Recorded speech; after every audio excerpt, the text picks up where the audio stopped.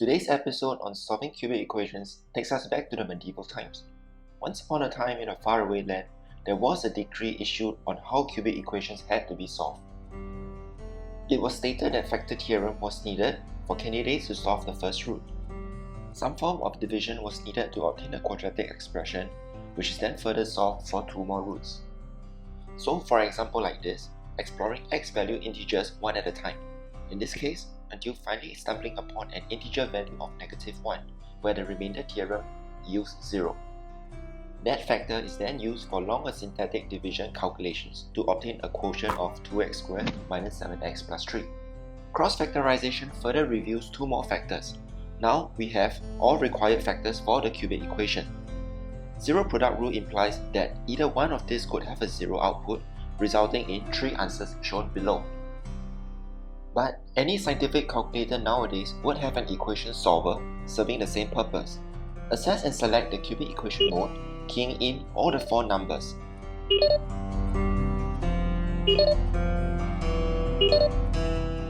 You get the same answers, but minus all of the fuzz above.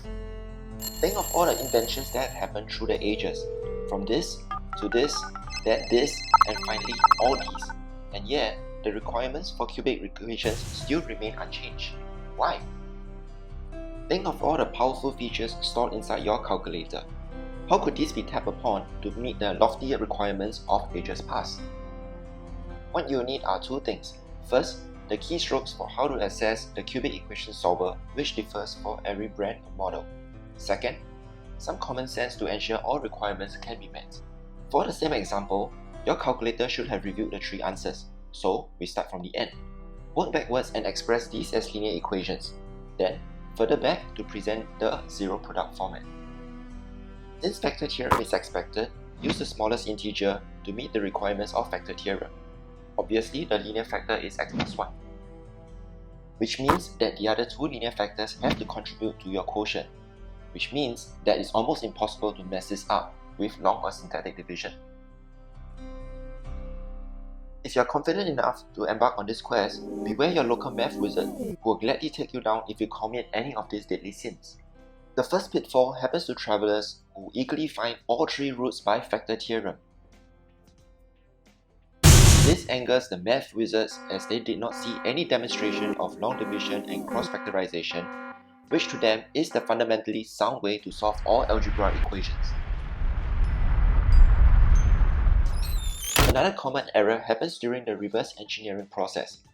In their haste to establish the zero product format, some fail to observe one thing. Visual inspection of the product of x terms yields 1x cubed, but this does not tally with the original x cubed coefficient of 2. Another possible slip-up may occur if a guess is ventured using the fraction. It's akin to being caught with your hand in the cookie jar. Who in their right mind guesses a fraction when there are simple integers available? Sometimes, the winds of change do not influence examinations as quickly as technology does. At the end of the day, a calculator is a powerful tool which greatly boosts your solving skills. Use it wisely to your advantage, and not only will you be able to tick off all the checkboxes, but you'll eventually find yourself impervious against such obstacles.